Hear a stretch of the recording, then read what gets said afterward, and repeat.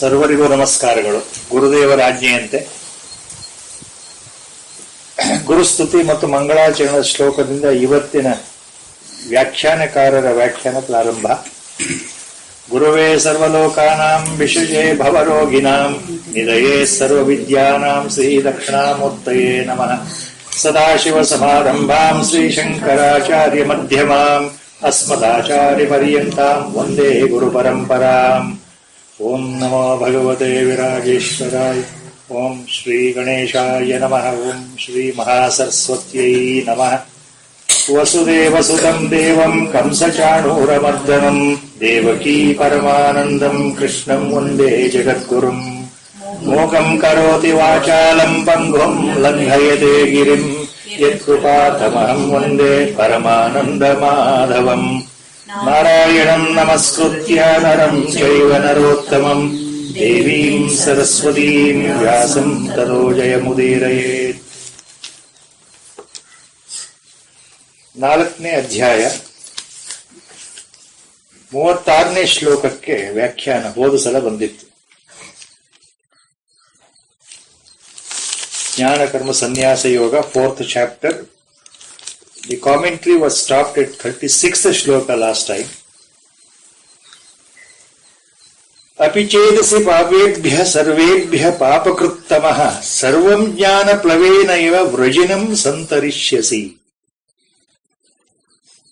Api ched asi papebhyah sarvebhyah papakrittamah. Lord is hinting, as it was said last time, taking the lowest of the lowest of the lowest strata personality, human being, who is referred as Papa Kruttamaha, superlative degree.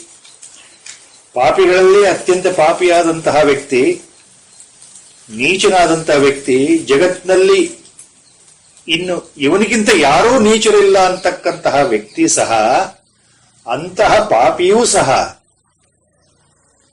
ಗುರುವಿನ ಬಳಿ ಶರಣಾಗತನಾದರೆ ನಿಜವಾದ ಪಶ್ಚಾತ್ತಾಪ ಬುದ್ಧಿಯಿಂದ ಬಂದು ನನ್ನ ಪಾಪಗಳನ್ನು ಕ್ಷಮಿಸುವಂತ ಭಗವಂತನನ್ನ ಕೇಳುವಂಥವನಾದರೆ ಅಂತಹ ಪಾಪಕೃತ್ತಮಃ, ಪಾಪಿಗಳಲ್ಲೇ ಸರ್ವಶ್ರೇಷ್ಠ ಪಾಪಿಯಾಗಿರ್ತಕ್ಕಂಥ ಮಹಾಪಾಪಿಯೂ ಸಹ ಆ ಗುರುವಿನ ಉಪದೇಶದಿಂದ, ಗುರುವಿನ ಕರುಣೆಯಿಂದ ಏನು ಜ್ಞಾನವನ್ನ ಪಡೀತಾನೆ, ಸಂಪಾದನೆ ಮಾಡ್ತಾನೆ, ಆ ಜ್ಞಾನದ ಮೂಲಕ ಈ ಪಾಪ ಸಮುದ್ರವನ್ನೇ ದಾಟ್ಬಿಡ್ತಾನಪ್ಪ ಅರ್ಜುನ ಅಂತ ಹೋದ ಸಲ ವ್ಯಾಖ್ಯಾನ ನಿಂತಿತ್ತು. ಯಾವ ರೀತಿ ಇಲ್ಲಿ ಹಿಂದಿನ 2 ಶ್ಲೋಕಗಳ ಮುಂದುವರೆದ ಭಾಗ ಇದು. ಭಗವಂತ ಮೊದಲೇ ಹೇಳ್ಬಿಟ್ಟಿದ್ದಾನೆ ಹಿಂದಿನ 2 ಶ್ಲೋಕಗಳ ಹಿಂದೆ, ಸ್ವತಃ ತಾನೇ ಪರಮಾತ್ಮ ಸ್ವರೂಪ ಆದರೂ ಸಹ, ತಾನೇ ಪರಬ್ರಹ್ಮ ಸ್ವರೂಪ ಆದರೂ ಸಹ, ತಾನೇ ಭಗವಂತ ಅಂತ ಆದರೂ ಸಹ ಅರ್ಜುನನ್ ಏನು ಉಪದೇಶ ಮಾಡ್ತಾನೆ ಅಂದ್ರೆ ಗುರುವಿನ ಹಿರಿಮೆ ಏನು ಅಂತ ತೋರಿಸ್ಲಿಕ್ಕೆ, ನೋಡಪ್ಪ ನಿನ್ ನಿಜವಾದ ಜ್ಞಾನ ಬೇಕಾದ್ರೆ ಗುರುವಿನ ಹತ್ತಿರ ಹೋಗು, ಗುರುವಿನಲ್ಲಿ ಶರಣಾಗತಿ ಭಾವವನ್ನು ಹೊಂದು, ಗುರುವಿನಲ್ಲಿ ವಿಶ್ವಾಸವನ್ನ ಶ್ರದ್ಧೆಯನ್ನ ಹೊಂದು, ಗುರುವಿನ ಸೇವೆಯನ್ನ ಮಾಡು, ತತ್ಪರನಾಗಿ ಗುರುವಿನ ಸೇವಿಸು.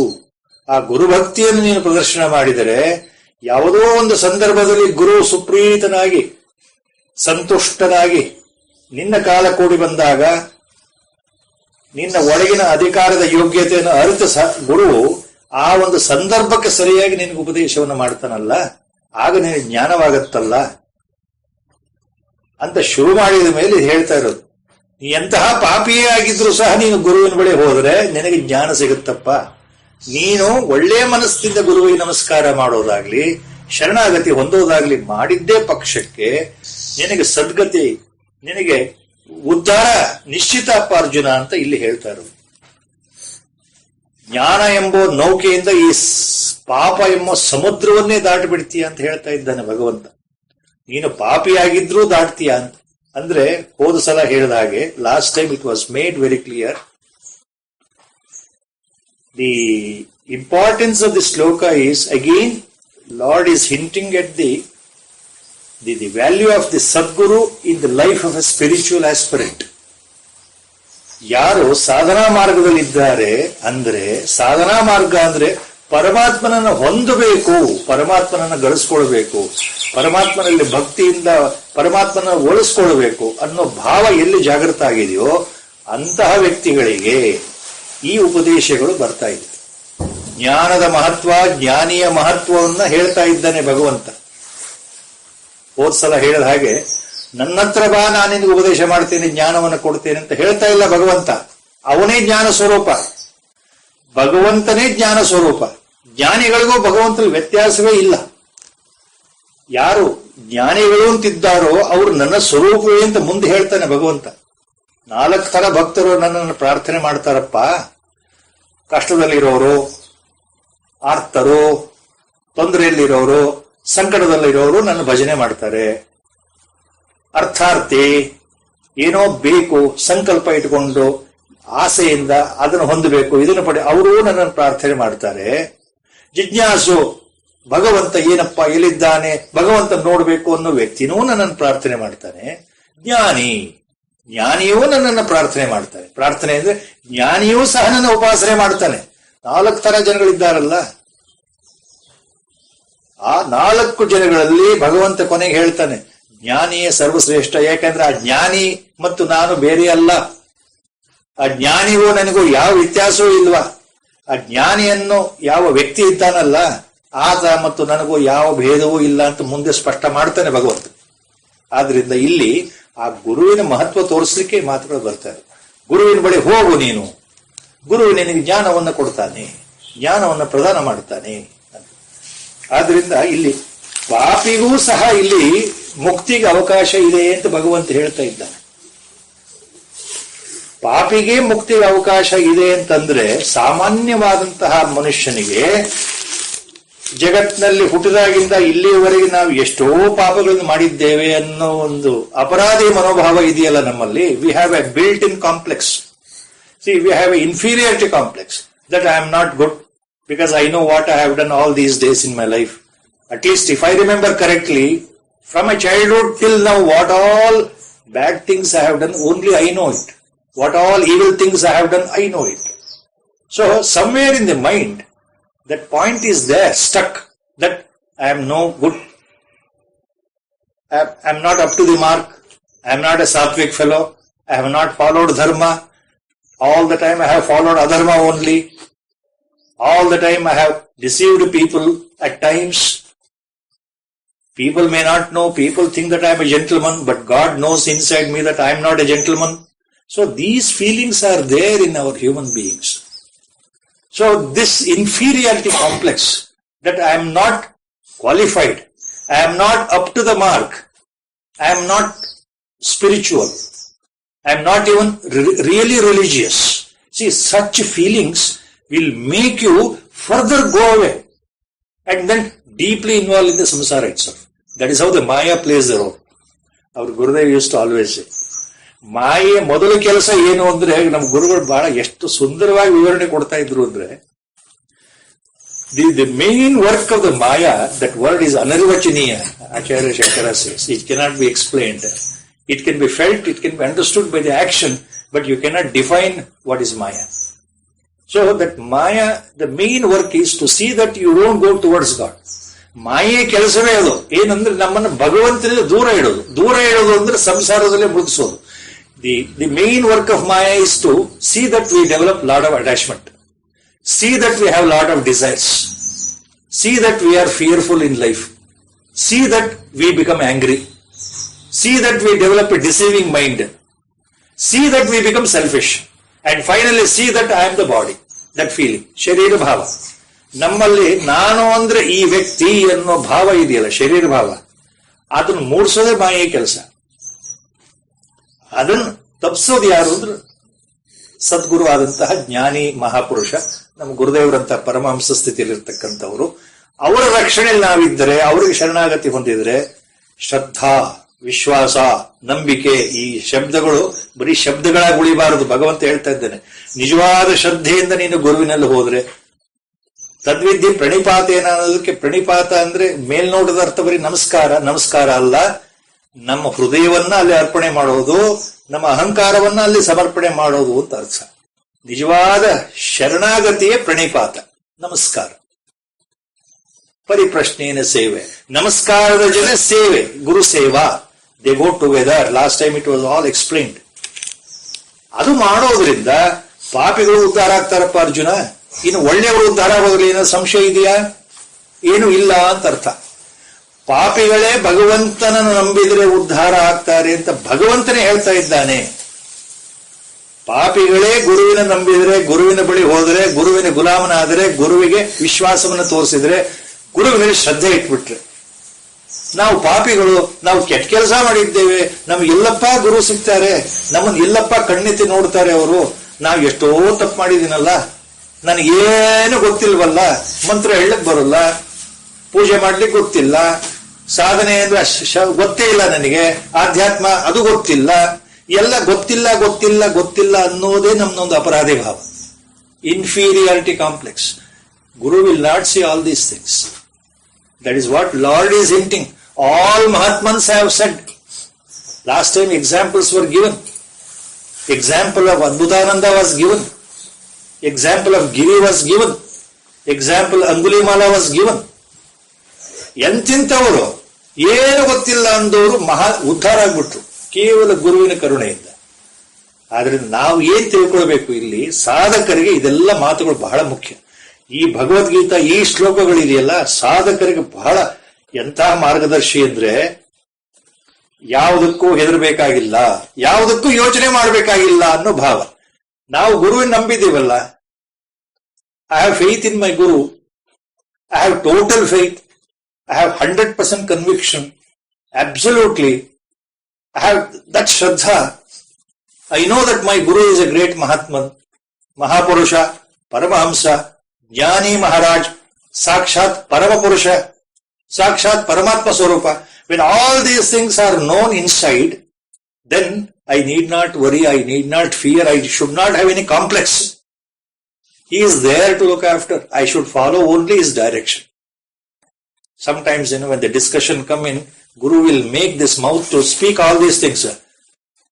God will see, Guru will see that you are in the right path, even if he is not in the body. Every time this was told, there is a feeling throughout the world, in all the ages, majority will have a feeling that when our Guru has passed away, he has left the body, he has attained Mahasamadhi, means he is no more. Majority of bhaktas, devotees have the same feeling.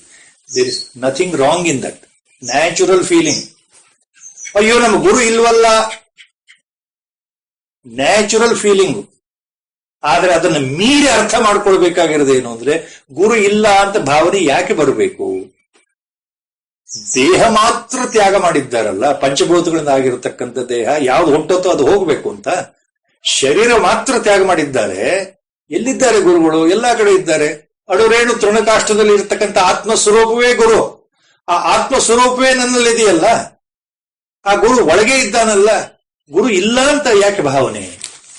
ಯಾವಾಗ ನಮ್ಮ ಮನಸ್ಸಿಗೆ ಇದು ಸ್ಫುಟವಾಗಿಬಿಡುತ್ತೆ, ಯಾವ ಕ್ಷಣದಲ್ಲೂ ನಮ್ಮ ಗುರುಗಳು ಇನ್ನು ನಮ್ಮ ಎದುರಿಗೆ ಇಲ್ಲ ಅನ್ನೋ ಭಾವನೆ ಯಾವತ್ತು ಬಿಟ್ಟು ಹೋಗುತ್ತೋ ಅವತ್ತೇ ನಮ್ಮ ಉದ್ಧಾರ ನಿಶ್ಚಿತ. ಗುರು ಸದಾ ನಮ್ಮೊತ್ತಿಗೆ ಇದ್ದಾನೆ, ಒಳಗೆ ಇದ್ದಾನೆ, ಹೊರಗೂ ಇದ್ದಾನೆ. ಇದು ಎಷ್ಟು ಸಲ ಇದು ಎಲ್ಲಾ ಮಹಾತ್ಮರು ಹೇಳಿರೋ ಮಾತಿದು. ಇದು ಒಬ್ಬಿಬ್ಬರು ಹೇಳಿದಾದ್ರೆ ಏನಪ್ಪಾ ಅವರೇನೋ ಹೇಳಿದ್ದಾರೆ. ಎವ್ರಿ ಮಹಾತ್ಮನ್ has uttered the same thing. And Lord is hinting the same thing, importance of Guru. So, when a sinner, a greatest sinner is benefited, what about an ordinary virtuous person? ಒಬ್ಬ ಪಾಪಿಯೇ ಉದ್ಧಾರ ಆಗ್ತಾನೆ ಅಂದ್ರೆ ಇನ್ನು ನಾವು ನೀವು ಉದ್ಧಾರ ಆಗೋದ್ರ ಏನಾದ್ರು ಸಂಶಯ ಇದೆಯಾ? ಖಂಡಿತ ಇರಬಾರದು ಅಂತ ಭಗವಂತ ಹೇಳ್ತಾ ಇರೋದು. ಪರಮಾತ್ಮ ಏನ್ ಹೇಳ್ತಾ ಇದ್ದಾನೆ, ಯಾವುದಕ್ಕೂ ಸಂಶಯ ಇಟ್ಕೊಳ್ಬೇಡಿ, ನಿಮ್ಮ ಉದ್ಧಾರ ನಿಶ್ಚಿತ ಅನ್ನೋದನ್ನ ತೋರಿಸ್ಕೊಡ್ತಾ ಇರೋದು ಆ ಶ್ಲೋಕ.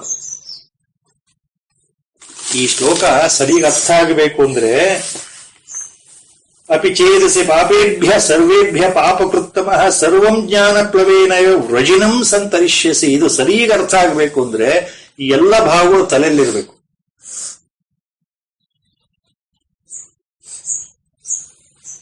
Acharya Shankara Bhagavad-pada, the same bhava, explains so beautifully inner insight meaning in his famous Shiva Bhujanga Stotra. Shiva Bhujanga Stotra, Acharya Bhagavad-padru ಬರೆದಿರ್ತಕ್ಕಂಥ ಮಹಾನ್ ಸ್ತೋತ್ರ, ಶಿವಪರವಾದ ಶಿವಸ್ತುತಿ ಇರತಕ್ಕಂಥ ಸ್ತೋತ್ರ.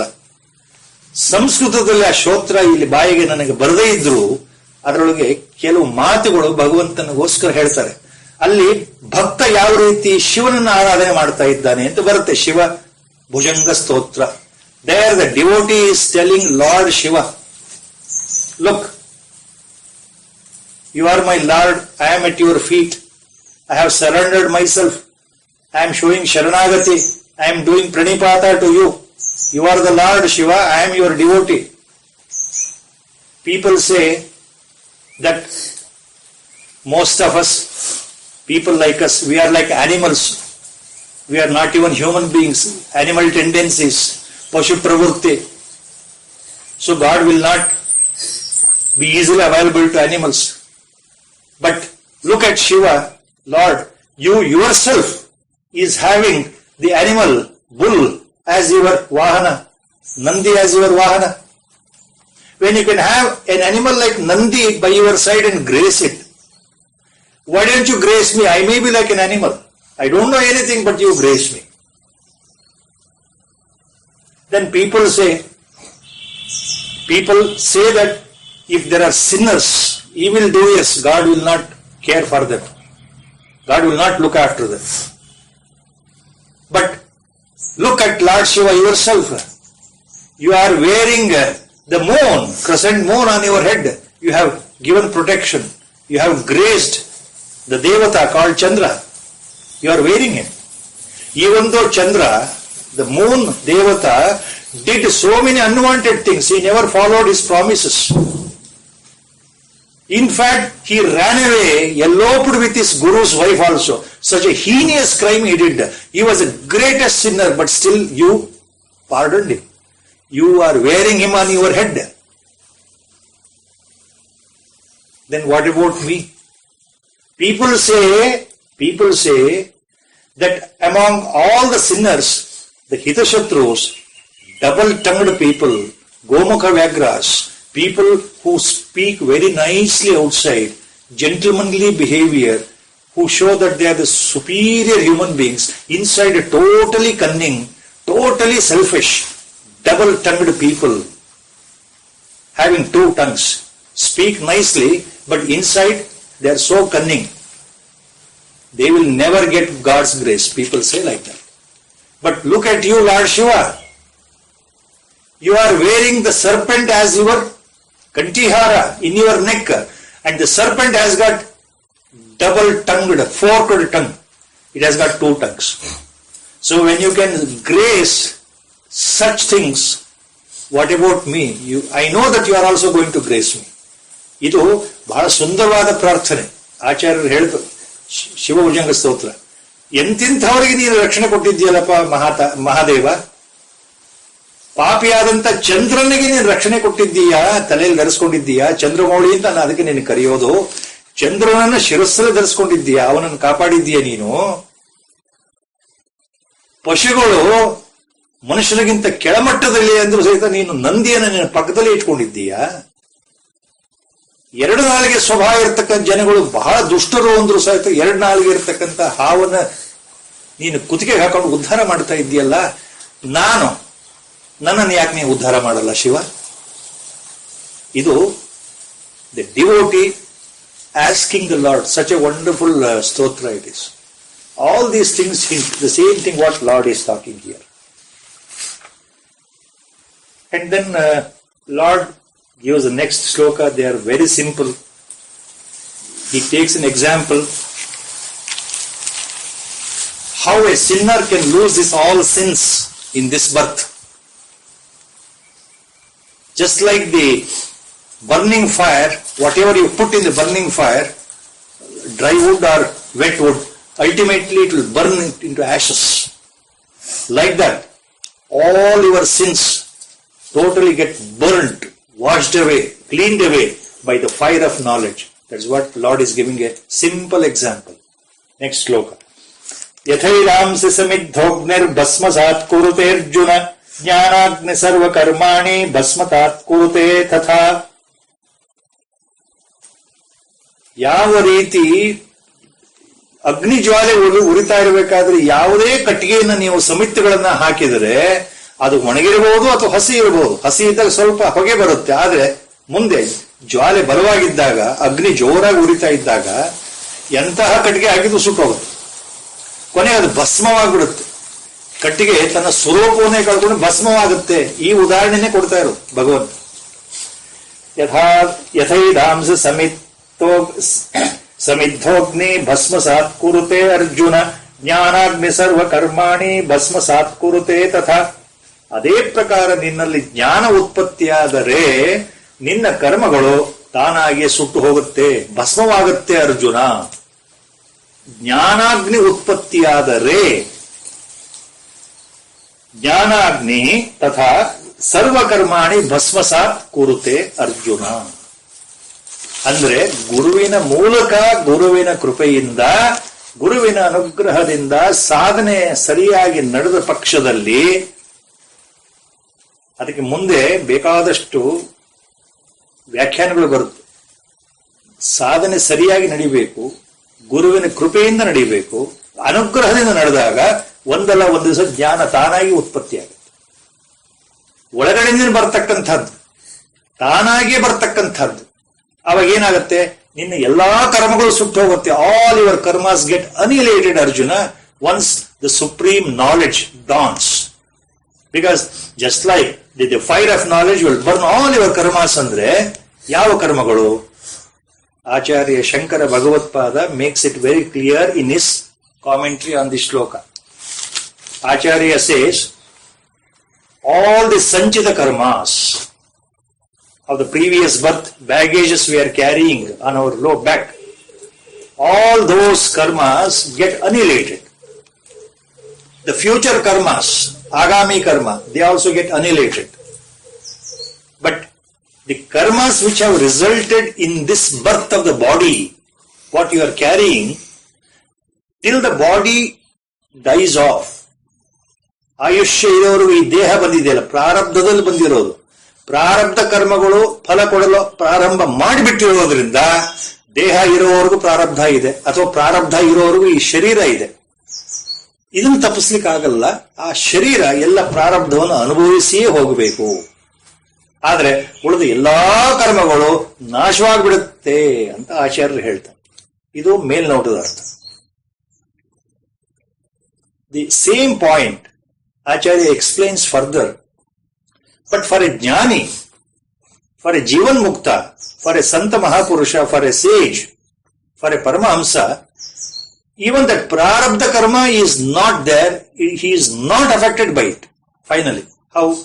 In Vivek Chudamani he has made that point very clear. ಶರೀರ ಬಂದಿರೋದು ಪ್ರಾರಬ್ಧದಿಂದ, ಈ ಜನ್ಮ ಬಂದಿರೋದು ಒಂದು ಯಾವುದೋ ಒಂದು ಕೆಲವು ಕರ್ಮಗಳನ್ನು ಅನುಭವಿಸ್ಲಿಕ್ಕೆ ಬಂದಿದೆ. ಸರಿ, ಅದು ಕರ್ಮಗಳನ್ನು ಅನುಭವಿಸುತ್ತೆ, ಅದರ ಫಲ ಶುಭಾಶುಭಗಳನ್ನು ಅನುಭವಿಸುತ್ತೆ. ಈ ಶರೀರಕ್ಕೆ ಒಳ್ಳೆಯದು ಕೆಟ್ಟದ್ದು ಸಾಯೋವರೆಗೂ ಆಗ್ತಾ ಇರುತ್ತೆ. ಅದು ಮುಗಿದಾಗ ಶರೀರ ಬಿದ್ದು ಹೋಗುತ್ತೆ, ಮರಣ ಸಂಭವಿಸುತ್ತೆ.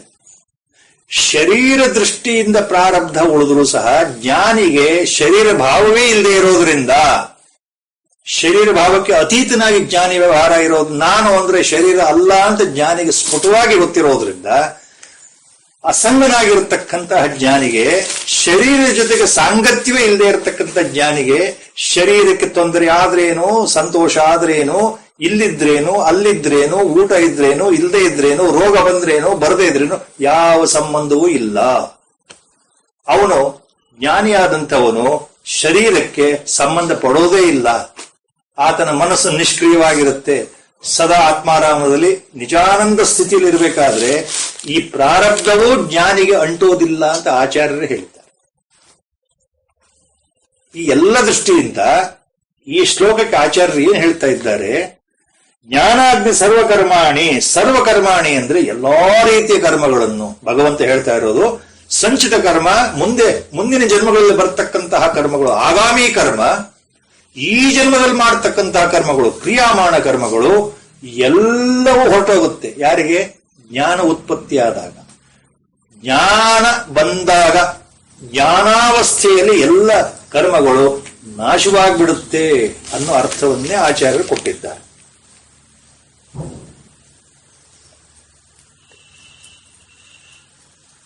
ಅಂದ್ರೆ ಇಲ್ಲಿ ಜ್ಞಾನಕ್ಕೆ ಏನ್ ಮಹತ್ವ ಅಂತಂದ್ರೆ, ಮುಂದೆ ಭಗವಂತ ಬಹಳ ಸುಂದರವಾದ, ಬಹಳ ಎಲ್ಲಾ ಮಹಾತ್ಮರು ಮುಂದಿನ ಈ ಶ್ಲೋಕ ಇದೆಯಲ್ಲ, ಈ ಮೊದಲನೇ ಚರಣ ಇದೆಯಲ್ಲ, ಎಲ್ಲಾ ಮಹಾತ್ಮರು ಎಲ್ಲಾ ಕಾಲದಲ್ಲೂ ಹೇಳ್ತಾ ಇರತಕ್ಕಂಥದ್ದು. ನಹಿ ಜ್ಞಾನೇನ ಸದೃಶಂ. ನಮ್ಮ ಗುರುಗಳು ಚಿಕ್ಕ ಚಿಕ್ಕ phrases always use to keep. ನಹಿ ಜ್ಞಾನೇನ ಸದೃಶಂ ಅಷ್ಟೇ ಹೇಳ್ತಾ ಇದ್ರು. ನಹಿ ಜ್ಞಾನೇನ ಸದೃಶಂ. There is nothing comparable to jnana. There is nothing sacred other than jnana. There is nothing purifier other than jnana. There is nothing highest other than jnana. There is nothing biggest other than jnana. ಜೀವನದಲ್ಲಿ ಏನು ನಾವು ಸಾಧನೆ ಮಾಡಬೇಕಾಗಿದೆಯೋ ಆ ಎಲ್ಲ ಸಾಧನೆಗಳಲ್ಲಿ ಉತ್ಕೃಷ್ಟವಾದದ್ದು ಯಾವುದು? ಅದು highest goal, the mission, the parama purushartha is attaining that jnana. ಆ ಜ್ಞಾನವನ್ನು ಹೊಂದೋದು ಒಂದು ಅರ್ಥ ಏನು?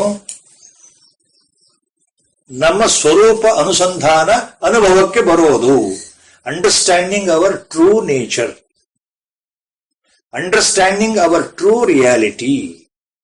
ನಾನು ಯಾರು ಅನ್ನೋ ಅನುಭವಕ್ಕೆ ಬರೋದು ಇದೆಯಲ್ಲ, ಅನುಷ್ಠಾನದಲ್ಲೇ ಅನುಭವಕ್ಕೆ ಬರಬೇಕು. ಶ್ರವಣ ಮನನದಿಂದ, ಗುರುಸೇವೆಯಿಂದ ಶ್ರವಣ ಮನನ ದಾಟಿ ನಿಧಿಧ್ಯಾಸನದಲ್ಲಿ ಆಗುವಂತ ಕೆಲಸ ಅದು. ಗುರುಗಳು ಹೇಳ್ತಾ ಇದ್ರು, ಅದು ಒಂದು ದಿವಸಕ್ಕೆ ಈ ಕ್ಷಣದಲ್ಲೇ ಬರ್ಬೋದು, 10 ವರ್ಷ ಆಗ್ಬೋದು, 100 ವರ್ಷ ಆಗ್ಬೋದು, ಮುಂದಿನ ಜನ್ಮ ಆಗ್ಬೋದು. ಅದು ಆಯಾ ಸಾಧಕರ ಯೋಗ್ಯತೆ, ಪಕ್ವತೆ, ಹಿಂದಿನ ಜನ್ಮದ ಪುಣ್ಯ ಬಲ, ಈ ಜನ್ಮದಲ್ಲಿ ಆತನಿಗಿರ್ತಕ್ಕಂಥ ಶ್ರದ್ಧೆ, ವಿಶ್ವಾಸದ ಮೇಲೆ ನಿಂತಿದೆ ಅಂತ ಗುರುಗಳು ಹೇಳ್ತಾ ಇದ್ರು. ಆದ್ರಿಂದ ಜ್ಞಾನಕ್ಕೆ ಸಮನಾದದ್ದು ಇನ್ಯಾವುದೂ ಇಲ್ಲ. ಅದು ಅತ್ಯಂತ ಪವಿತ್ರ. The highest goal we can reach is that ಜ್ಞಾನ, attainment. That is called realization. That is called moksha, or that is called ಮುಕ್ತಿ. Or so many words are there in Vedanta. It is also called ಸಮ್ಯಕ್ ದರ್ಶನ. ಸಮ್ಯಕ್ ದರ್ಶನ, ಮುಕ್ತಿ, ಮೋಕ್ಷ, ಪರಮ ಪುರುಷಾರ್ಥ ಎಲ್ಲವೂ ಜ್ಞಾನವನ್ನೇ ತೋರಿಸುವಂತದ್ದು, ಸೂಚನೆ ಕೊಡುವಂಥದ್ದು. ನಹಿ ಜ್ಞಾನೇನ ಸದೃಶಂ ಪವಿತ್ರಂ ಇಹ ವಿದ್ಯತೆ ತತ್ಸ್ವಯಂ ಯೋಗ ಸಂಸಿದ್ಧ ಕಾಲೇನಾತ್ಮನಿ ವಿಂದತಿ. ನಹಿ ಜ್ಞಾನೇನ ಸದೃಶಂ, ಜ್ಞಾನಕ್ಕೆ ಸಮನಾಗಿರ್ತಕ್ಕಂಥದ್ದು ಮತ್ತೊಂದಿಲ್ಲಪ್ಪ ಅರ್ಜುನ. ಪವಿತ್ರಂ ಇಹ ವಿದ್ಯತೆ. ಇಹ means in this world, in this Martiloka where you are living. Pavitram vidyate. Now it is so pavanakara, mangalakara. Pavitra is defined in English, the nearest word by commentators, as a purifier. Pavitra means purifier. There is no other nearest word. Bahala pavitra andre purifier. It purifies your mind to the highest degree. It is not 99.9% purity, it is 100% purity. So when the mind is totally purified, jnana will done automatically. So adrinda adu pavitra, a real purifier. Tat swayam yoga samsiddha kalena atmani vindati. Kalena atmani vindati. Tat ee jnanavanna, this jnana, who will attain? Who will get by the Guru's grace? Who will get? Swayam yoga samsiddha kalena atmani vindati. Now these things are very important. Second charana. Tat swayam yoga samsiddha kalena atmani vindati. Our Gurudev is very clear. All commentators are clear. Acharya Shankara is very clear. Kalena means in the course of time. ಕಾಲಾನುಕ್ರಮದಲ್ಲಿ, ಮುಂದೆ ಯಾವುದೋ ಒಂದು ಶುಭ ಮುಹೂರ್ತದಲ್ಲಿ, ಕಾಲ ಕೂಡಿ ಬಂದಾಗ, ಕಾಲ ಪಕ್ವಗೊಂಡಾಗ, when the time comes, commonly we use the word English, when the time comes, kalena means when the time comes. So in the course of time,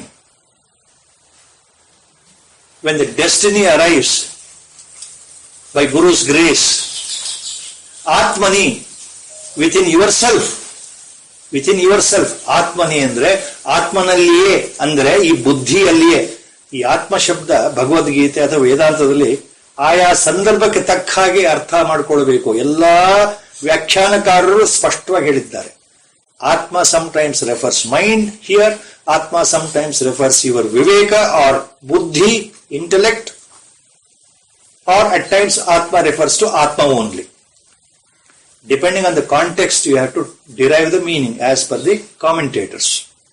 So, Kalena, in the course of time, Atmani, within your own self, within your buddhi, within your mind, within your own self, within your antakarana, Swayam Yoga Samsiddhaha Vindati. Swayam, all by yourself. You yourself will attain Vindati. This jnana. That means, ee jnanavanna ಕಾಲಕ್ರಮದಲ್ಲಿ ಒಳಗಡೆ ತನ್ನ ಅಂತಃಕರಣದಲ್ಲಿ, ಮನಸ್ಸಿನಲ್ಲಿ ಅಥವಾ ತನ್ನ ಬುದ್ಧಿಯಲ್ಲಿ ತಾನಾಗಿ ಸ್ವಯಂ ಆತನೇ ಹೊಂದುತ್ತಾನೆ, ಪಡೆಯುತ್ತಾನೆ. ವಿಂದತಿ. ಎಂತಹ ವ್ಯಕ್ತಿ? ಯೋಗ ಸಂಸಿದ್ಧ. So in the course of time a real yoga ಸಂಸಿದ್ಧ ವಿಲ್ ಅಟೈನ್ ದಿಸ್ ಜ್ಞಾನ by guru's grace. Now Yoga Samsiddha, the word yoga refers commonly, as a number of times it was told. Wherever the word yoga is there, it always refers to mainly Karma Yoga. Karma Yoga andre Nishkama Karma Yoga, Buddhi Yoga, Karma Yoga, ಎರಡು ಒಂದೇ ಅರ್ಥ ಇಲ್ಲಿ. ಯಾರು ನಿಜವಾದ ಕರ್ಮಯೋಗಿ ಆಗಿದ್ದಾನೋ, ನಿಷ್ಕಾಮ ಭಾವದಿಂದ ಕರ್ಮಯೋಗಿ ಆಗಿದ್ದಾನೋ, ಆಸೆ ಇಲ್ಲದೆ ತನ್ನ ಕರ್ತವ್ಯಗಳನ್ನು ಮಾಡ್ತಾ ಇದ್ದಾನೋ, ಯಾವುದೇ ಫಲಾಪೇಕ್ಷೆ ಇಲ್ಲದೆ ತನ್ನ ಕರ್ತವ್ಯಗಳನ್ನು ಮಾಡ್ತಾ ಇದ್ದಾನೋ, ಅಂತಹ ನಿಷ್ಕಾಮ ಭಾವದ ಕರ್ಮಯೋಗಿ, a person with selfless work, who does the action without a selfish motive, without expecting anything, without any desire, without expecting any reward, good or bad, whatever happens let it happen, all that I am doing. ಇದನ್ನು ಎಷ್ಟು ಸಲ ಹೇಳಿದ್ದೇವೆ, ಎಷ್ಟು ಸಲ ಬಂದಿದೆ. ಪರಮಾತ್ಮನ ತೃಪ್ತಿಗೋಸ್ಕರ, ಪರಮಾತ್ಮನ ಪ್ರೀತಿಗೋಸ್ಕರ, ಆತನ ಸೇವೆಗೋಸ್ಕರ ಮಾಡ್ತಾ ಇದ್ದೇವೆ, ಅಷ್ಟೇ ಭಾವ. ನನ್ನ ಪಾಲಿನ ಕರ್ತವ್ಯ ಕರ್ಮಗಳನ್ನು ಮಾಡ್ತಾ ಇದ್ದೇವೆ, ಬಂದಿದೆ, ನಾವು ಮಾಡ್ತಾ ಇದ್ದೇವೆ. ಇದು ಮಾಡೋದ್ರಿಂದ ನಂಗೆ ಒಳ್ಳೇದಾಗತ್ತಾ ಕೆಟ್ಟದಾಗತ್ತಾ ಅನ್ನೋ ಯೋಚನೆ ಬೇಕಾಗಿಲ್ಲ. ಮಾಡಬೇಕು, ಮಾಡ್ತಾ ಇದ್ದೇವೆ. ಯಾವುದೋ ವೇದೋಕ್ತ ವಿಹಿತ ಕರ್ಮಗಳು, ನಿಷಿದ್ಧ ಕರ್ಮಗಳಲ್ಲ. ಒಬ್ಬನ ಕೊಲೆ ಮಾಡಬೇಕು ಅಂತ ಮನಸ್ಸು ಬಂತು ಅಂತ ಕೊಲೆ ಮಾಡ್ತಾ ಇದ್ದೀನಿ, ನನಗೇನು ಸಂಬಂಧ ಇಲ್ಲ ಅಂತ ಅದು ತಪ್ಪಾಗತ್ತೆ. ನಿಷಿದ್ಧ ಕರ್ಮ ಅಲ್ಲ. ಕರ್ಮಯೋಗ ಅಂದ್ರೆ it is not the action doing all that comes into the mind. Evil actions won't come under ಕರ್ಮಯೋಗ. ಆಕ್ಷನ್ಸ್ ಆಫ್ ಅಧರ್ಮ ವಿಲ್ ನಾಟ್ ಕಮ್ ಅಂಡರ್ ಕರ್ಮಯೋಗ. Actions which are according to the ಧರ್ಮ, ಅಕಾರ್ಡಿಂಗ್ ಟು ಶಾಸ್ತ್ರ, they come under ಕರ್ಮಯೋಗ. ಮತ್ತೊಬ್ಬರಿಗೆ ಒಳ್ಳೆಯದಾಗುವ ದೃಷ್ಟಿಯಿಂದ, ಸಮಾಜಕ್ಕೆ ಒಳ್ಳೆಯದಾಗುವ ದೃಷ್ಟಿಯಿಂದ ತನ್ನ ಕರ್ತವ್ಯಗಳು ಮಾಡೋದಿದೆ, ಅದು ಕರ್ಮಯೋಗ ಆಗುತ್ತೆ. ಸೊ ಅಂತಹ ವ್ಯಕ್ತಿ ಯೋಗ ಸಂಸಿದ್ಧ. ಅಂಥವನಿಗೆ ಗುರುಕೃಪೆಯಿಂದ ಜ್ಞಾನೋತ್ಪತ್ತಿ ಆಗತ್ತೆ. ಇದು the first interpretation. Most of the commentators have taken this interpretation itself, including Ram Sukhdas ji, including Jnaneshwar Maharaj, all commentators. Yoga Samsiddha means a karma yogi will attain jnana in the course of time by Guru's grace. Tat swayam yoga samsiddha kalenatmani vindati. Yoga Samsiddha refers to karma yogi. ನಿಜವಾದ ಕರ್ಮಯೋಗಿಗೆ ಕಾಲಾನುಕ್ರಮದಲ್ಲಿ ಜ್ಞಾನೋತ್ಪತ್ತಿ ಗುರುವಿನ ಮೂಲಕ ಆಗುವುದು ನಿಶ್ಚಿತ. ಭಗವಂತ ಹೇಳ್ತಾರೋ ಮಾತು. ಎಲ್ಲಾ ವ್ಯಾಖ್ಯಾನಕಾರರು ಇದನ್ನೇ ಹೇಳ್ತಾ ಇದ್ದಾರೆ, ವ್ಯತ್ಯಾಸವೇ ಇಲ್ಲ. ಆಚಾರ್ಯ Shankara Bhagavatpada explained this yoga samsiddha word in a beautiful ವ್ಯಾಖ್ಯಾನ 1200 years before. What he said, you have to carefully understand. Yoga samsiddha means, what he says, karma yoga along with dhyana yoga or sadhana yoga or samadhi yoga. Karma yoga along with samadhi yoga. Karma yoga plus along with dhyana yoga. Both, he means yoga samsiddha. The one who is proficient in karma yoga and also dhyana yoga. Dhyana yoga means samadhi yoga. Samadhi yoga means sadhana, spiritual sadhana, paramarthika sadhana.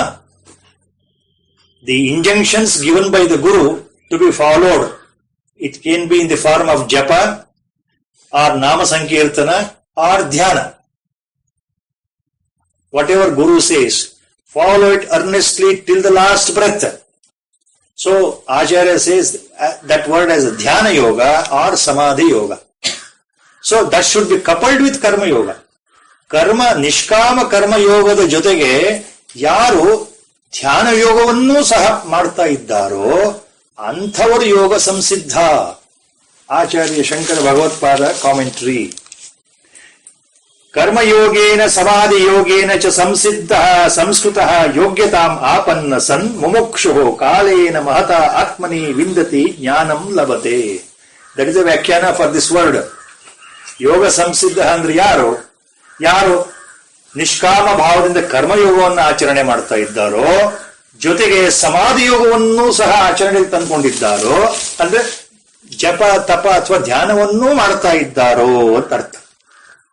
ಅಂಥವರಿಗೆ ಕಾಲಕ್ರಮದಲ್ಲಿ ಯೋಗ್ಯತೆ ತಾನಾಗಿಯೇ ಬಂದು ಚಿತ್ತಶುದ್ಧಿಯಾಗಿ ಮನಸ್ಸು ಪರಿವರ್ತನೆಯಾಗಿ ಮನಸ್ಸು ಪರಿಶುದ್ಧವಾಗಿ ಜ್ಞಾನೋತ್ಪತ್ತಿ ಆಗುತ್ತೆ. ಆಚಾರ್ಯಸ್ ವ್ಯಾಖ್ಯಾನ. Karma yoga only may not result in jnana. Karma yoga results definitely in chitta shuddhi, purity of mind. Karma yoga along with the dhyana yoga, japa or tapa or dhyana or meditation, that results in attainment of jnana finally. That is the major thrust, major vyakhyana in the Acharya Bhagavad-pada commentary on this shloka. ಹೇಗೆ ನೀವು ತಗೊಂಡ್ರು ಒಂದು ಏನಪ್ಪಾ ಇಲ್ಲಿ ನಮ್ಮ ಗುರುಗಳು ಅದಕ್ಕೆ ಯಾವಾಗಲೂ ಹೇಳ್ತಾ ಇದ್ರು, in whatever way you take this shloka, the point is karma yoga is starting point. ಅವ್ರ Gurudev used to always say. So without real karma yoga attainment of that is very difficult. So if I simply think that I am doing dhyana or meditation, okay, to some extent it will give some benefit. It may not result in jnana in this birth itself, because I am selfish still in my life. I am calculative. I have got lot of desires, lot of ambitions. All the work I do with certain calculations in the mind. So I am not a real karma yogi. That's what our Gurudev used to say.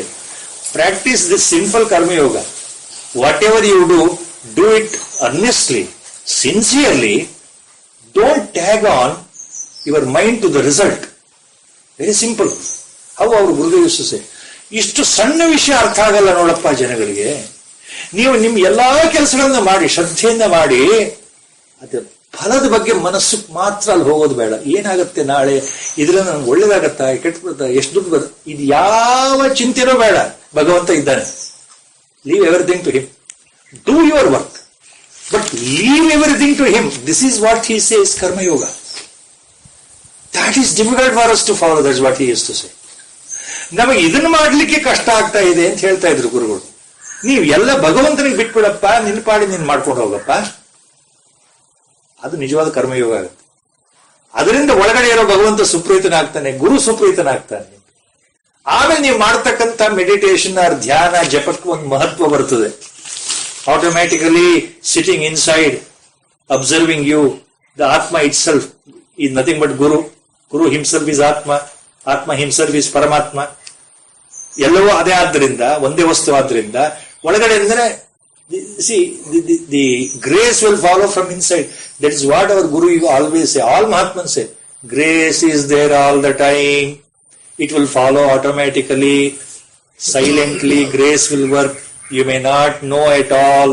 By your mind, don't analyze whether you are receiving grace or not. You are already receiving the grace. ನಮ್ಮ ಗುರುಗಳು ಯಾವಾಗಲೂ ಈ ಮಾತು ಹೇಳ್ತಾ ಇದ್ರು, ಎಲ್ಲ ಮಹಾತ್ಮರು ಹೇಳಿದ ಮಾತೇ ಹೇಳ್ತಾ ಇದ್ರು. ನಾನು ಯಾವಾಗಲೂ ಅನುಗ್ರಹ ತೋರಿಸ್ತಾನೆ ಇದ್ದಾನಪ್ಪ ಜ್ಞಾನಿ ಭಕ್ತರ ಮೇಲೆ, ಅವ್ರಿಗೆ ಗೊತ್ತಿಲ್ಲ ಅಷ್ಟೇ. That is what he used to say. ಅಖಂಡವಾಗಿ ನಿರಂತರವಾಗಿ ಅನುಗ್ರಹವನ್ನ, ಕೃಪೆಯನ್ನ ಜ್ಞಾನಿಯಾದಂತಹ ಗುರು ಭಕ್ತರ ಮೇಲೆ ನಿರಂತರವಾಗಿ ಹರಿಸ್ತಾ ಇದ್ದಾನೆ, ತಿಳ್ಕೊಂಬಿಡಪ್ಪ ಅಂತ ಹೇಳಿದ್ರು ಗುರುಗಳು. ಇದಕ್ಕಿಂತ ಇನ್ನು ಸುಲಭ ಏನಿದೆ ನಮಗೆ? We have to understand this. That's what he always. See, remember how many times our Gurudev has made this point. He has given so importance to Karma Yoga. Karma Yoga. Karma Yoga. Do it sincerely. Do it sincerely. So, in the course of time, Kalenatmani Vindati. Tat Swayam Yoga Samsiddha. Then you will attain the jnana by yourself. Yourself.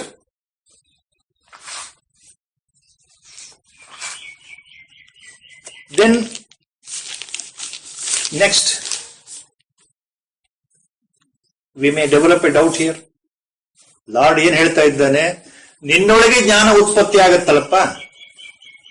Automatically, you will know yourself, within yourself, the jnana, attainment, how it comes out in the course of time. Then, to clarify a doubt here, ಯೋಗ ಸಂಸಿದ್ಧನಾದಂತಹ ವ್ಯಕ್ತಿಗೆ ಜ್ಞಾನವು ತಾನಾಗಿಯೇ ಮನಸ್ಸಲ್ಲಿ ಆಗತ್ತೆ ಅಂತ ಭಗವಂತ ಹೇಳ್ಬಿಟ್ಟಿದ್ದಾನೆ ಹಿಂದಿನ ಶ್ಲೋಕ. ಈಗ ನಮಗೆ ಒಂದು ಪ್ರಶ್ನೆ ಬರುತ್ತಲ್ಲ ಮನಸ್ಸಲ್ಲಿ, ಯೋಗ ಸಂಸಿದ್ಧ ಹೌದು, ಆಚಾರ್ಯರು ಹೇಳಿದ್ರು, ವ್ಯಾಖ್ಯಾನ ಹೇಳಿದ್ರು, ಆದ್ರೂ ನಮ್ಗೆ ಇನ್ನೂ ಅರ್ಥ ಆಗ್ತಾ ಇಲ್ವಲ್ಲ. ಪರಮಾತ್ಮ, ಕೃಷ್ಣ ಪರಮಾತ್ಮ ಯಾವ ದೃಷ್ಟಿ ಇಟ್ಕೊಂಡು ಈ ಕರ್ಮಯೋಗಿ ಅಂತ ಹೇಳ್ಬಿಟ್ರು ಎಲ್ಲಾ ವ್ಯಾಖ್ಯಾನಕಾರರು. ಯೋಗ ಸಂಸಿದ್ಧ ಅಂದ್ರೆ ಕರ್ಮಯೋಗಿ ಅಂತ ಹೇಳಿದ್ರು. ಓಕೆ, ಬಟ್ ಕರ್ಮಯೋಗಿ ಅಂದ್ರೆ ಎಂತ ಕರ್ಮಯೋಗಿ? ಎಲ್ಲಾ ಕರ್ಮಯೋಗಿಗಳಿಗೂ ಈ ಕ್ಷಣದಲ್ಲಿ ಜ್ಞಾನ ಬಂದ್ಬಿಡುತ್ತಾ? ಈ ಜನ್ಮದಲ್ಲೇ ಬಂದ್ಬಿಡುತ್ತಾ? ನಾಳೆ ಬಂದ್ಬಿಡುತ್ತಾ? ನಾನು ಕರ್ಮಯೋಗಿ, ಅವರು ಕರ್ಮಯೋಗಿ, ನನ್ನ ಪಕ್ಕದಲ್ಲಿ ಇರೋರು ಕರ್ಮಯೋಗಿ ಅಂದ್ಕೊಂಡ್ರೆ ಎಲ್ಲರಿಗೂ ಬಂದ್ಬಿಡುತ್ತಾ? ಈ ತರ ಸಂದೇಹಗಳು ಬಂದಾಗ ಬರಬಾರದು. ಯೋಗ ಸಂಸಿದ್ಧ ಅಂದ್ರೆ ವಾಟ್ ಟೈಪ್ ಆಫ್ ಯೋಗ ಸಂಸಿದ್ಧ? When you develop a doubt, what type of a karma yogi? To clear the doubt in our mind, the next shloka Lord is taking up. To clear small doubts, ಪಾರಮಾರ್ಥಿಕ ಸಂಶಯಗಳು. ಯೋಗ ಸಂಸಿದ್ಧ ಅಂದ್ರೆ ಕರ್ಮಯೋಗಿ, ಆತನಿಗೆ ಜ್ಞಾನ ಕಾಲಕ್ರಮದಲ್ಲಿ ಬರುತ್ತೆ ಅಂದ್ರೆ ಅವನು ಎಂತಹ ಕರ್ಮಯೋಗಿ ಆಗಿರ್ಬೇಕು? ನಾನು ಕರ್ಮಯೋಗಿ ಅಂತ ತಿಳ್ಕೊಂಡಿದ್ದೀನಿ. I consider myself as A Karmayogi. That means, will I immediately attain jnana? ನನಗೆ ಸಿಕ್ಬಿಡುತ್ತ ಜ್ಞಾನ? ನಾನು ಒಬ್ಬ ಕರ್ಮಯೋಗಿ ತಿಳ್ಕೋಬೋದಲ್ಲ. See, one small example I give you to understand this. In the last 5, 6, 7, 8 years, number of times in the papers, big, full page advertisements I have seen. Some founder, some chairman, chairman of big education institutions. His name will be there, his photo will be there. He is dead, some anniversary celebration. You know what they will, great karma yogi, a philanthropist, a great eminent educationist. He great karma yogi. Because he has got chain of colleges under his name. Medical college, engineering college, regular colleges. So his huge photo will come in the paper with the heading, a great karma yogi. So people think that he is a karma yogi. Because people believe that he is a karma yogi. Because people are saying like, he is a karma yogi. Yake? Because number of colleges he has opened, number of medical colleges and engineering colleges has opened. He is giving education to thousands of children in our state. So anybody who is imparting education, helping people to become a doctor, engineer like that, law graduate, computer engineer. So it's a noble cause. Spreading education. So he is the greatest karma yogi. Advertisement. And people praise in the valedictory function.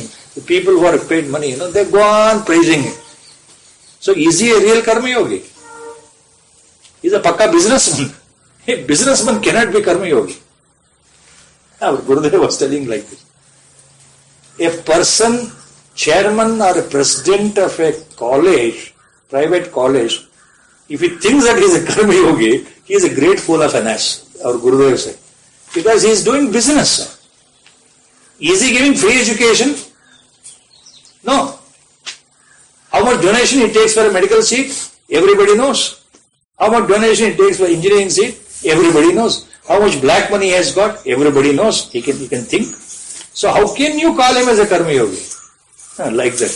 So we have a lot of doubts. Who is a real Karma Yogi? So Lord says, next sloka,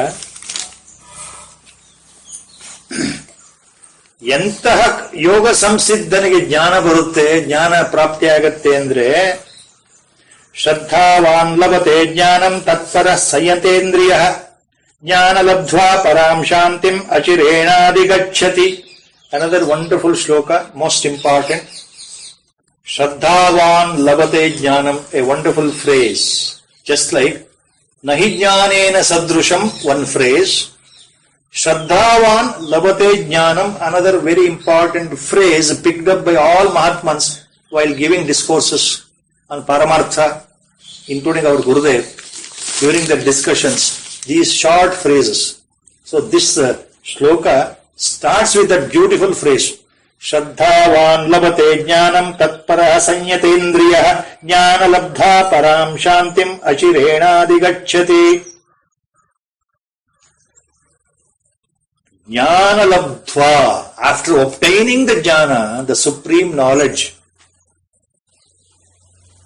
ಆ ಪರಮ ಪುರುಷಾರ್ಥವಾದಂತಹ ಜ್ಞಾನವನ್ನು ಹೊಂದಿದ ನಂತರ, ಅಂದ್ರೆ ಅಜ್ಞಾನ ದೂರವಾದ ಗಳಿಗೆಯಲ್ಲಿಯೇ, ಅವಿದ್ಯೆ ದೂರವಾದ ಗಳಿಗೆಯಲ್ಲಿಯೇ ಸ್ವರೂಪಾನುಸಂಧಾನ, ಆತ್ಮಾನುಸಂಧಾನ, ಸ್ವರೂಪ ಸಂಧಾನ ಆದಂತಹ ಸಮಯದಲ್ಲಿ ಸಂಪೂರ್ಣ ಉಚ್ಚ ಅದ್ವೈತ ಸ್ಥಿತಿಯನ್ನು ಮುಟ್ಟಿದ ಸಮಯ ಇದೆಯಲ್ಲ, ಅದು ಜ್ಞಾನಂ ಲಬ್ಧ್ವಾ. ಆ ಜ್ಞಾನ, ಜೀವ ಆತ್ಮ ಏಕಭಾವ, ಆ ಜ್ಞಾನ ಉಂಟಾದಾಗ, ಅಂತಹ ಜ್ಞಾನವನ್ನು ಹೊಂದಿದ ಮೇಲೆ ಜ್ಞಾನ ಲಬ್ಧ್ವಾ ಏನಾಗುತ್ತೆ?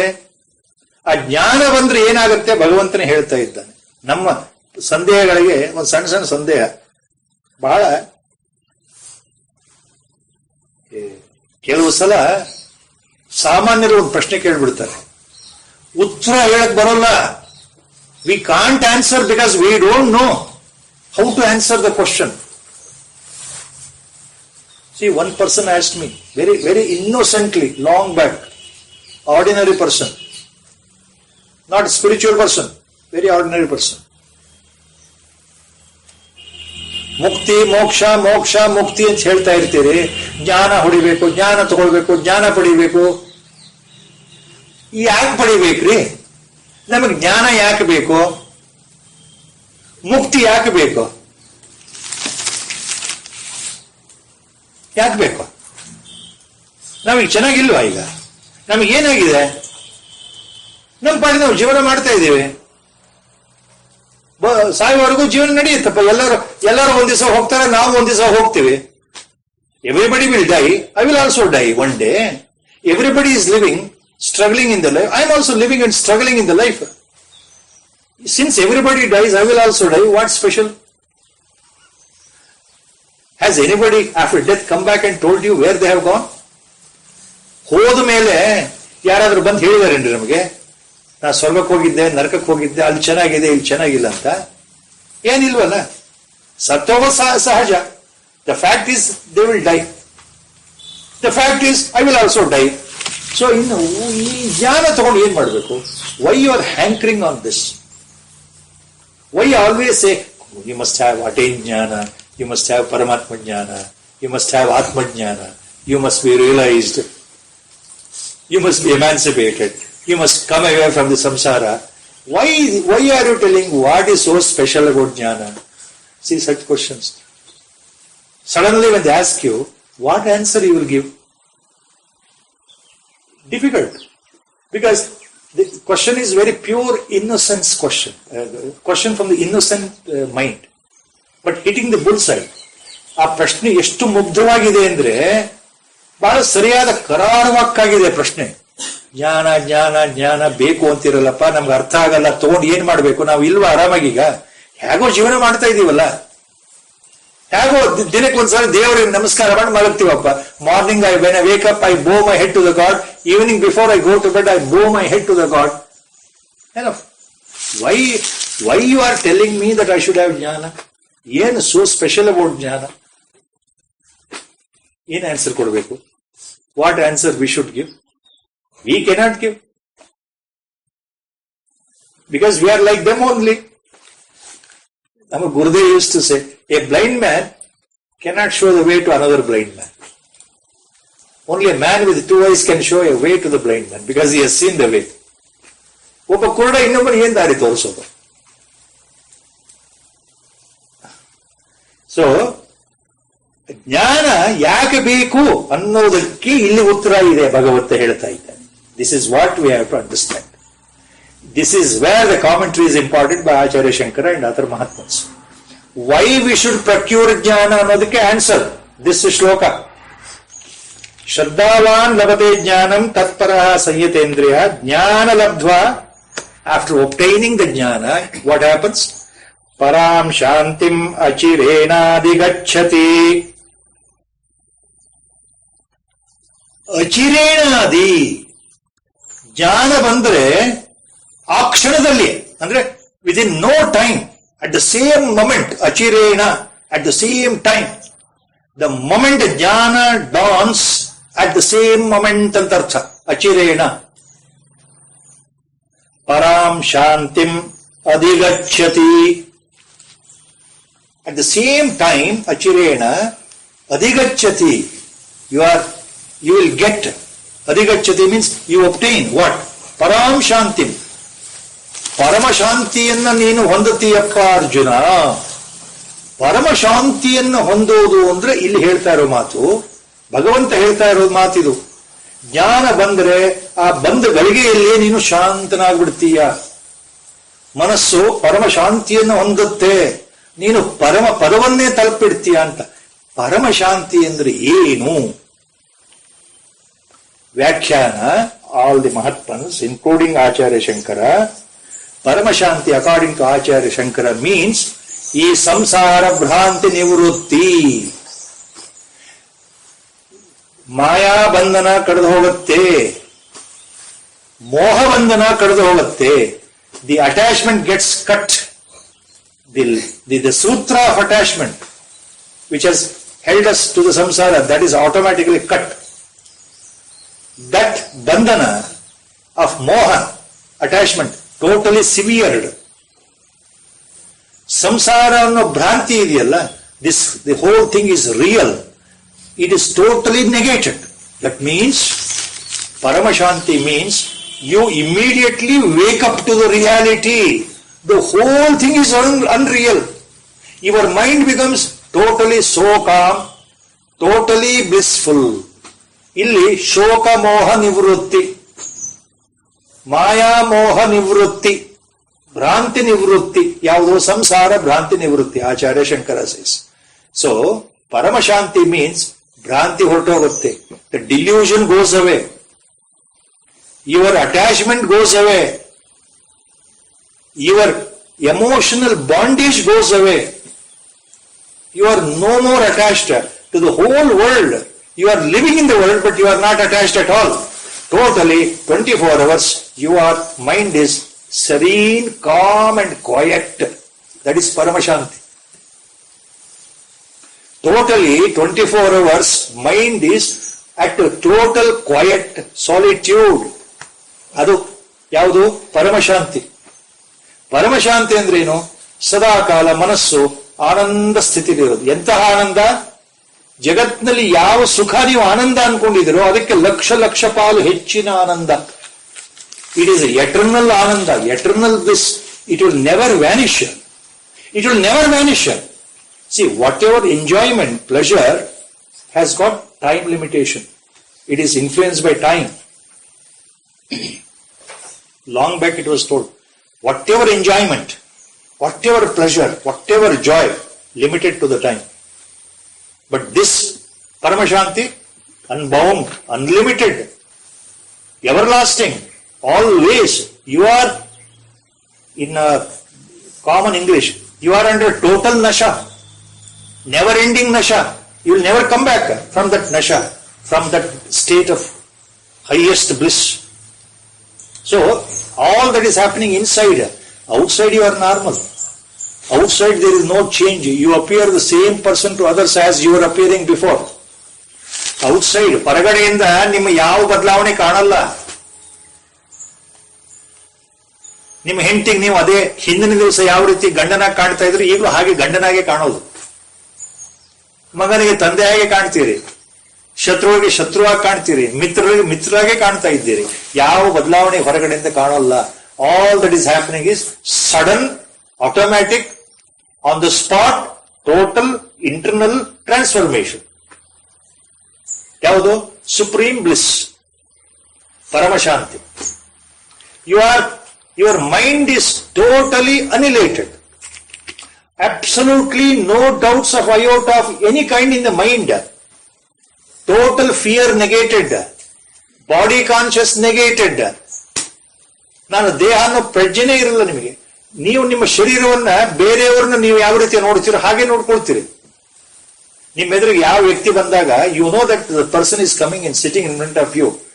ಇನ್ the same way you think that this person is sitting now and talking, this person is standing, this person is quarrelling, this person is going. No way attachment. You disidentify your self. ನಿಮ್ಮ ಶರೀರದಿಂದ ನೀವು ಯಾವ ಕಾಲಕ್ಕೂ ಸಂಘವನ್ನು ಇಟ್ಕೊಳ್ಳೋದಿಲ್ಲ, ನಿಸ್ಸಂಗರಾಗಿ ಹೋಗ್ಬಿಡ್ತೀರಿ. ಆ ಶರೀರ ಬಂಧನವೇ ಹೊರಟೋಗುತ್ತೆ. ಅಂದ್ರೆ ಮಾಯಾ ಬಂಧನ ಹೋಯ್ತು, ಸಂಸಾರ ಬಂಧನ ಹೋಯ್ತು. The bondage is cut permanently, attachment is cut permanently. Remember all these things ಒಳಗಡೆಯಿಂದ ಆಗೋ, ಹೊರಗಡೆಯಿಂದ ನೀವೇನ್ ಕಟ್ ಮಾಡೋದಿಲ್ಲ. ಜ್ಞಾನ ಬಂದ ತಕ್ಷಣವೇ ನೀವು ಹೋಗ್ಬಿಟ್ಟು ಸಂಸಾರದಲ್ಲಿ ಹೊರಗಡೆ ನಿಂತ್ಕೊಂಡು ಮೈಕ್ ಹಾಕೊಂಡು ಹೆಂಡತಿ ಮಕ್ಕಳನ್ನ ಕರೆದು, ಸ್ನೇಹಿತರನ್ನ, ಬಂಧುಗಳನ್ನ, ಬಾಂಧವರನ್ನ ಕರೆದು ಬಿಟ್ಟು, ನೋಡಪ್ಪ ನೀ ನನ್ನ ಸ್ನೇಹಿತ ಅಲ್ಲ, ನೀ ನನ್ನ ಹೆಂಡತಿ ಅಲ್ಲ, ನೀನು ನನ್ನ ಮಗ ಅಲ್ಲ, ನೀ ಯಾರು ಅಲ್ಲ ಅಂತ ಏನು ಬಾಯ್ ಬಿಟ್ಟು ಹೇಳೋದಿಲ್ಲ ನೀವು. All that is happening inside. And what happens outside? ಪ್ರಶಾಂತವಾದ ಮುಖ. See, you radiate that peace, internal peace outside. Anybody who can sensitive, anybody who is spiritually moulded can sense that radiating spirit of joy from your face. To give an example, why to go very far away? You have all seen our Gurudev, how blessed we are. We were only waiting when the Vyakhyana is over, when he will come and stand here, even for a minute or half a minute and look at us. That's all. Neither he used to talk, nor we used to talk. He will look at you, and when our eyes will meet his eyes, we feel highly elated. We feel highly blessed. And you remember how that very serene, golden, divine smile on his lips used to be there when he used to look at us. ನಮ್ಮ ಗುರುಗಳು ನಮ್ಮ ಕಡೆ ಸುಮ್ಮನೆ ನೋಡಿದಾಗ ಅವ್ರ ಮುಖದಲ್ಲಿ ಎಂಥ ಭಾವ, ಎಷ್ಟು ಪ್ರಸನ್ನತೆ, ಗಂಭೀರವಾದ ಪ್ರಸನ್ನತೆ, ಮಂದಸ್ಮಿತ ಭಾವ, ಆ ಮುಗುಳನಗೆ ಎಲ್ಲರೂ ನೋಡಿದ್ದೀರಿ, ನಾನು ಮತ್ತೆ ಹೇಳಬೇಕಾಗಿಲ್ಲ, ಅದು ಮನಸ್ಸೊಳಗೆ ಇದೆ. That serenity comes from divinity. Atmajnani only can show that, can radiate that. So ಜ್ಞಾನ ಬಂದ್ರೆ ಏನಾಗತ್ತೆ ಅಂದ್ರೆ ಇದೆಲ್ಲ ಆಗತ್ತೆ ಅಂತ ಭಗವಂತ ಹೇಳ್ತಾ ಇರೋದು. ಪರಂ ಶಾಂತಿ, ನಿಜವಾದ ಶಾಂತಿಯನ್ನ, ಬ್ರಹ್ಮಾನಂದವನ್ನ, ಚಿರಂತನವಾದ ನಿರಂಜನವಾದಂತಹ ಶಾಂತಿಯನ್ನ ನೀನು ಹೊಂದ್ಬಿಡ್ತೀಯ ಅರ್ಜುನ, ಜ್ಞಾನ ಬಂದು ಕೂಡ್ಲೆ. ಸೊ ಈಗ ಆ ಎಂಥ ಯೋಗ ಸಂಸಿದ್ಧನಿಗೆ ಜ್ಞಾನ ಬರುತ್ತೆ? First line. ಆ ಯೋಗ ಸಂಸಿದ್ಧ ಹೇಗಿರಬೇಕು ಅಂದ್ರೆ ಶ್ರದ್ಧಾವಾನ್ ಲಭತೆ ಜ್ಞಾನಂ ತತ್ಪರ ಸಂಯತೇಂದ್ರಿಯ. 3 adjectives, 3 characterizations Lord is using. 3 ಗುಣಗಳನ್ನು ಹೇಳ್ತಾ ಇದ್ದಾನೆ. ಎಂತಹ ಕರ್ಮಯೋಗಿಗೆ ಜ್ಞಾನ ಪ್ರಾಪ್ತಿಯಾಗತ್ತೆ ಅಂದ್ರೆ, number 1, ಶ್ರದ್ಧಾವಾನ್. He should have lot of Shraddha with the Guru and God. Guru and God. Both are same. He should have lot of Shraddha, Vishwasa. ಗುರುವಿನಲ್ಲಿ ಅಥವಾ ಪರಮಾತ್ಮನಲ್ಲಿ ಅತೀವಾದ ಶ್ರದ್ಧೆ ಮತ್ತು ವಿಶ್ವಾಸ, ನಂಬಿಕೆ, ನಿಷ್ಠೆ ಇಟ್ಟಿರ್ತಕ್ಕಂಥವನಾಗಿರಬೇಕು. ನಂಬರ್ 1. ಸೆಕೆಂಡ್, ತತ್ಪರಃ, ಭಗವಂತನಲ್ಲಿಯೇ ಅಥವಾ ಗುರುವಿನಲ್ಲಿಯೇ ಮನಸ್ಸನ್ನು ಇಟ್ಟಿರಬೇಕು. ತತ್ಪರಃ, ಮನಸ್ಸಿಟ್ಟಿರಬೇಕು ಅಂದ್ರೆ ಅರ್ಥ ಭಗವಂತನ ನಿರಂತರ ಧ್ಯಾನ ಮಾಡ್ತಾ ಇರಬೇಕು, ಅಥವಾ ಗುರು ಹೇಳಿಕೊಟ್ಟ ದಾರಿಯಲ್ಲಿ ನಿರಂತರವಾದ ಸಾಧನೆ ಮಾಡ್ತಾ ಇರಬೇಕು, ಅಥವಾ ಗುರುವಿನ ಉಪದೇಶವನ್ನ ನಿರಂತರವಾಗಿ ಮಾಡ್ತಾ ಇರತಕ್ಕಂಥ ಅದನ್ನ ನಡ್ಸ್ಕೊಂಡು ಹೋಗ್ತಾ ಇರಬೇಕು. ತತ್ಪರಃ, ಗುರುವಿನಲ್ಲಿಯೇ ಮನಸ್ಸುಳ್ಳವನಾಗಿ ಅಥವಾ ಪರಮಾತ್ಮನಲ್ಲಿಯೇ ಮನಸ್ಸುಳ್ಳವನಾಗಿರಬೇಕು. ತತ್ಪರ means he should be totally concentrated on the Guru and God all the time. Whatever you do in your daily life, that is different. Our Gurudev used to say, don't mix up Vyavahara with Adhyatma. Spirituality is aside, worldly material life is different, but your mind, give it to God. Always tatpara, always get immersed in godly thoughts. Immersed in the Upadesha. Go on contemplating. Every day ಮಾಡೋದ್ರಿ ಇದು, ಒಂದ್ ದಿವಸ ಮಾಡೋದಲ್ಲ. ನಮ್ಮ ಗುರುಗಳು ಏನು ಉಪದೇಶ ಕೊಟ್ಟಿದ್ದಾರೆ ನೆನ್ಸ್ಕೊಳ್ಳೋದು. ಗುರುಗಳು ಹೀಗೆ ಹೇಳ್ತಾ ಇದ್ರು, ನೆನ್ಸ್ಕೊಂಡ್ರೇನೆ ಮನಸ್ಸಿಗೆ ಉಳಿಯುತ್ತೆ. ಒಂದು ದಿವಸ ನಾನು ಸೈಂಟಿಸ್ಟ್ ಸರ್ಚ್ ಮಾಡಿ ಬುಕ್ ಓದ್ಬಿಟ್ಟು ಹೀಗಿಟ್ಬಿಟ್ರೆ, ಒಂದು ದಿವಸ ಭಗವದ್ಗೀತೆ ತಗೊಂಡು ಹೀಗೆ ನೋಡಿ ಮನೇಲಿ ಹೀಗಿಟ್ಬಿಟ್ರೆ ಏನು ಉಪಯೋಗ ಇಲ್ಲ. I was telling recently, number of times, 40-50 years back, I purchased a Bhagavad Gita book. I kept it in the showcase. I kept it in the house without even turning the pages. I never knew that there are 700 slokas. Fact. I am openly telling the exact fact. 45 years before, I have brought Bhagavad Gita. You think, by having Bhagavad Gita in my house, you think I attain jnana? That's what tatparaha. So our mind should be geared up. Contemplation, tatparaha. ಯಾವಾಗಲೂ ಭಗವಂತನ ಚಿಂತನೆಯಲ್ಲಿ ಇರಬೇಕು, ಪಾರಮಾರ್ಥಿಕ ಚಿಂತನೆಯಲ್ಲಿ ಇರಬೇಕು, ಗುರುವಿನ ಉಪದೇಶವನ್ನು ನಾವು ನೆನಪು ಮಾಡ್ಕೊಳ್ತಾ ಇರಬೇಕು ಅಂತ ಅರ್ಥ. ಅದು ಗುರು ಏನ್ ಹೇಳಿದ್ದಾರೆ ನೆನಪು ಮಾಡ್ಕೊಳ್ಬೇಕು. ಅಯ್ಯೋ, 6 ತಿಂಗಳ ಹಿಂದೆ ಗುರುಗಳು ಉಪದೇಶ ಕೊಟ್ಟಿದ್ರು, ಏನೋ ಹೇಳ್ತಾ ಇದ್ರು, ರಾಮನವಮಿ ದಿವಸ ಹೇಳಿ ಮರ್ತೋದ್ರು. ಹೋದ ವರ್ಷ ಗುರುಪೂರ್ಣಿಮೆಗೆ ಹೇಳಿದ್ದು ಮರ್ತೋಗಿದ್ರು. ಸಹಜ. ಸೊ ಮರ್ತೋಗೋದು ಸಹಜ. ಅದಕ್ಕೆ ಏನ್ ಮಾಡಬೇಕು? ಗುರುಗಳು ಏನಾದ್ರೂ ಕೃತಿಗಳನ್ನ ರಚನೆ ಮಾಡಿದ್ರೆ, ಎಲ್ಲ ಗುರುಗಳು ಮಾಡಲ್ಲ. All jnanis will not write upadeshas in the book form. All jnanis will not write. Akkalkot Maharaj never wrote anything. Gondavale Maharaj never wrote anything. Ramakrishna Paramahamsa never wrote any book. Our Gurudev has written. We are fortunate. Actually, we should read that. See, we may forget his Upadesha or Pravachana, Anugraha Bhashana, given last year, 2 years back, 3 years back. Okay. But it is in the printed form, Allah. We should read that. See, now you understand why our Gurudev has made this point very clear. I have said this point. Whoever reads regularly, he used the word, whoever reads regularly 13th chapter and 18th chapter of Scientist Search for Truth. That's what he said. Number of times it has come out. He mentioned openly.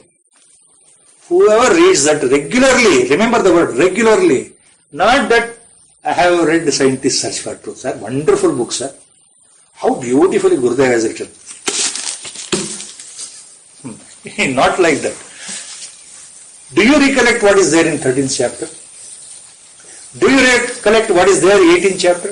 18ನೇ ಅಧ್ಯಾಯ ಏನ್ ಹೇಳ್ತಾ ಇದ್ದಾರೆ ಗುರುಗಳು ನಮಗೆ ನೆನ್ಪುಳಿಯುತ್ತಾ? ಯಾವಾಗ ಸಾಧ್ಯ?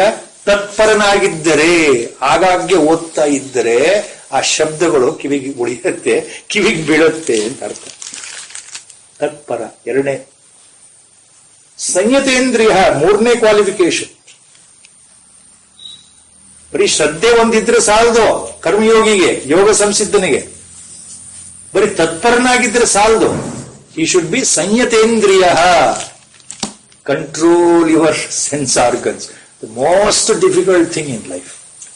So, any karma yogi, if he can follow these 3, if he is qualified with these 3 characters, Bhagavanta ಹೇಳ್ತಾರೋ ಮಾತು.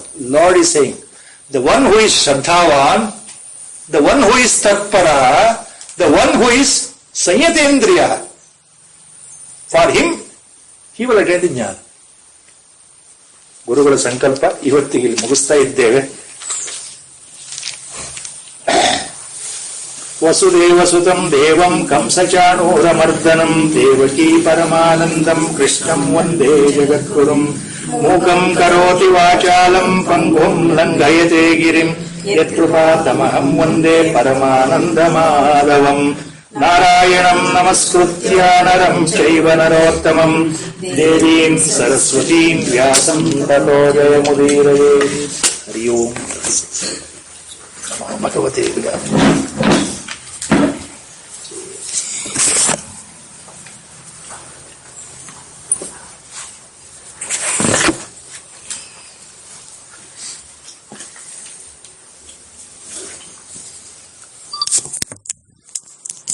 Rama Jai Rama